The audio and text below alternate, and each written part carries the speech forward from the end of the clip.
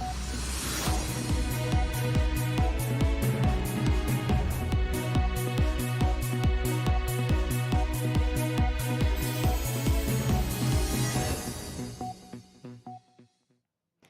there, Assalamualaikum. I'm Shira Abang Mansur and you're now watching English News at 5.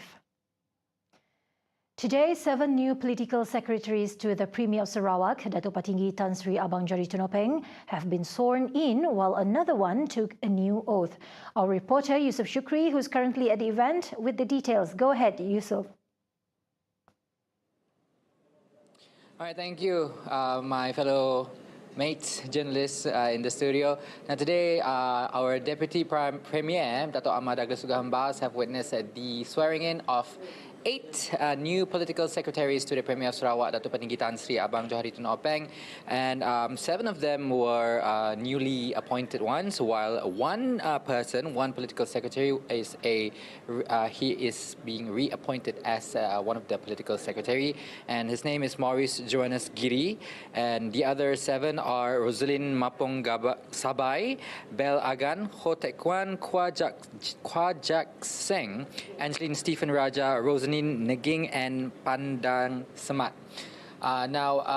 Aside from the swearing in of the 8 political secretaries, today me and my fellow journalist, February James, we had the opportunity to interview the Minister of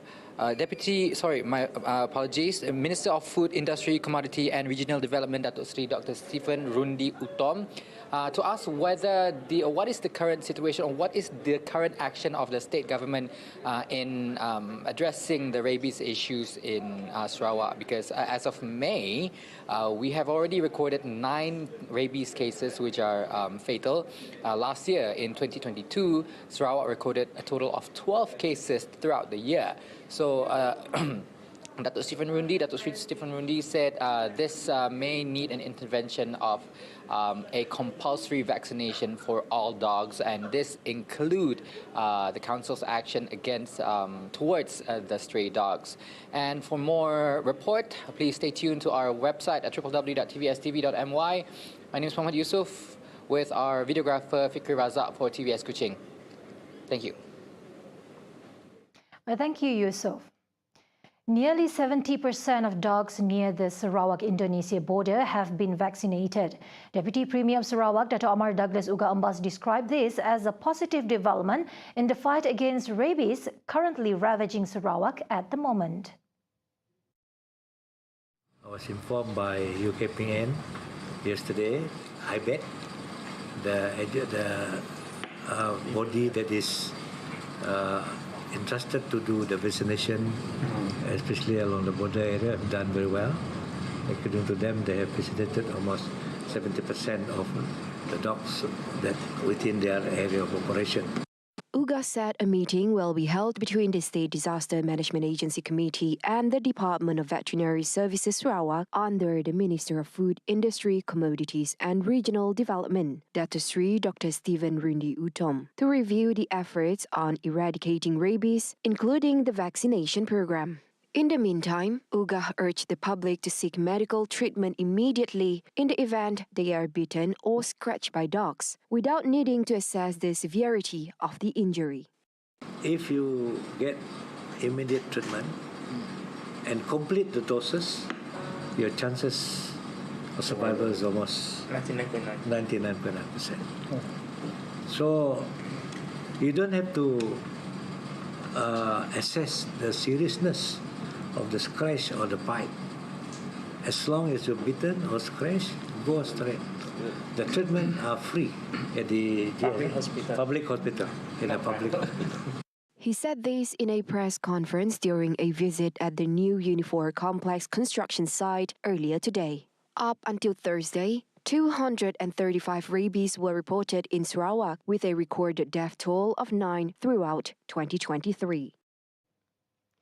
The younger generation has been reminded of the significance of the Malaysia Agreement 1963 and its role in shaping the country's history and identity. Kota Sentosa Assemblyman Wilfred Yap Yau Sin called on youth to grasp an understanding of the MA63 claims being negotiated at the federal level in order to secure a brighter future for Sarawak. We amended the federal constitution. That is why there is an amendment under Article 1.2, whereby Malaysia Agreement 1963 is now given legal effect within the federal constitution. And there were also arguments put up by the proposition on Article 112D, whereby they said if you consult with us, we will give you more money. Actually, they are not giving us more money. What they are actually doing is they are just complying under Article 112D of the Federal Constitution, whereby initially, when we agreed to form Malaysia, they had already agreed that there were special allocations under the Federal Constitution, which still exists, and that particular provision is under Article 112D. In regard to this, Yap reiterated that MA63 holds the key towards unity and progress, hence its importance should be comprehended. The laws are there, we just comply with the laws, and younger generation now, they should understand the law. And once you understand the law, your position under the law, then you will be able to understand what your rights are, and if you understand what your rights are, then you'll be able to get what you rightfully deserve under the law. He said this during the Oxford debate competition at Raya Hotel Kuching. Traditional cultural programs such as the 2023 Niti Daun Mantar Gawai Daya in Song District should be continued to preserve our cultural heritage for the new generations. Katibas Assemblyman Lidam Asan said the program has struck a chord not only with the Iban community but also with the Chinese and Malay peoples. This uniqueness, he said, is always present in Song District, especially during the festival. I hope this unity can be maintained and strengthened. I also call upon the people of Song to cooperate and not waste time with pointless political manners, especially on social media, such as my slogan, Anang Rindang. He said this at the opening of the Song District Gawai Daya Niti Daun Matar 2023 program at the Song City Hall on Friday. He also proposed for the re-establishment of the Regional Performing Arts Club in Song to restore its cultural arts and give exposure to the younger generation.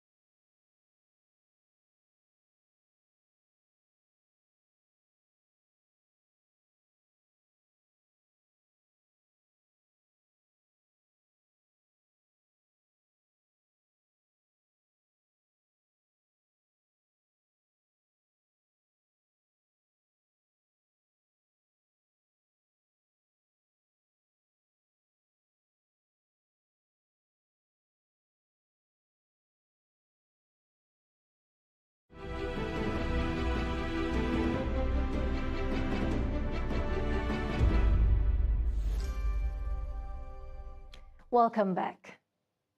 The establishment of the Asian Monetary Fund, AMF, would guarantee the economic resilience of ASEAN countries without having to rely on global economic powerhouses. Economic expert at Putra Business School, Associate Professor Dr. Ahmad Razman Abdul Latif said the repeated call made by Prime Minister Datuk Seri Anwar Ibrahim for such institution at the 42nd ASEAN Summit 2023 is seen as a proactive move to protect the economic interests of the ASEAN region. Saya tidak melihat dari segi menguatkan ekonomi, tapi lebih kepada resilient, lebih kepada mampan. Kerana jika perang tarif berlaku, jika syarikat dan China berterusan mengenakan sekatan dagangan atau ekonomi yang akan menjadi mangsa lebih kepada negara-negara lain seperti negara di Asia. Oleh itu, kita tidak boleh nak orang kata berdepan dengan Amerika Syarikat dan China secara terbuka.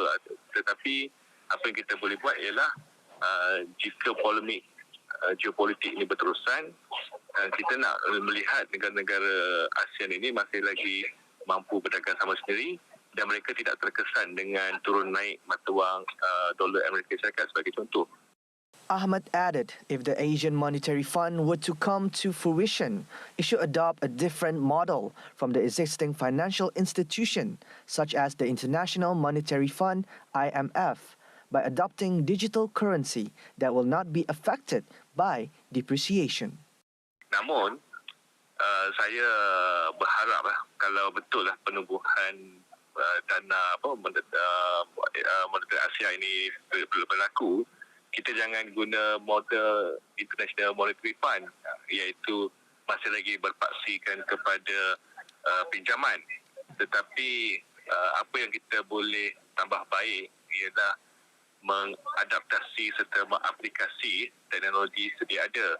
Yang kita lihat sekarang ni banyak bank pusat dan juga di China juga telah menerajui satu sistem yang dipanggil CBDC, iaitu Central Bank Digital Currency, mata wang yang diterbitkan oleh bank berpusat tetapi di bawah teknologi blockchain dan dijamin oleh kerajaan yang boleh digunakan untuk aktiviti perdagangan antara negara dan juga sebenarnya boleh digunakan untuk membantu mana-mana negara yang mengalami masalah kewangan kerana ia tidak akan tertakluk kepada turun naik mata wang Amerika Syarikat. He explained the establishment will also give its member state the opportunity to trade among themselves without having to depend on US dollars. Apa yang boleh dilakukan ialah transaksi perdagangan tidak menggunakan dolar Amerika Syarikat. Sekarang ni katakanlah Malaysia mau beli nenas daripada Thailand, kena berdagang kena tukar dulu mata wang tu kepada mata wang US dollar. Dan kalau Thailand pun nak beli minyak sawit daripada Malaysia, perlu tukar kepada mata wang US dollar. Jadi apa yang kita nak lihat sekarang ni tidak perlu tukar kepada US dollar, boleh gunakan mata wang sendiri dan ini boleh dilakukan kalau kita ada Asian Monetary Fund. Kalau kita tengok perkembangan terkini, BRICS country yang ditajuk dari Brazil, Rusia, India, China semua tu sudah mula menandatangani perjanjian antara negara anggota untuk berdagang menggunakan mata wang sendiri. Jadi tak perlu membuat mata wang umum macam euro. Tetapi yang lebih penting, tidak ada keperluan untuk menukarkan mata wang negara masing-masing kepada US dollar sebelum boleh melakukan dagangan antarabangsa. In world affairs, a Taiwanese train collided with a crane that had fallen onto the tracks on Wednesday, resulting in 1 death and 10 injuries. According to local media, parts of the crane boom were still dangling off the side of the elevated metro railway tracks over a busy intersection. The inside of the train cabin was severely damaged, with pushed-in doors and windows, while passenger seats were scattered across the car's interior. And that's all for now. I'm Sharawang Mansoor. Thank you for watching.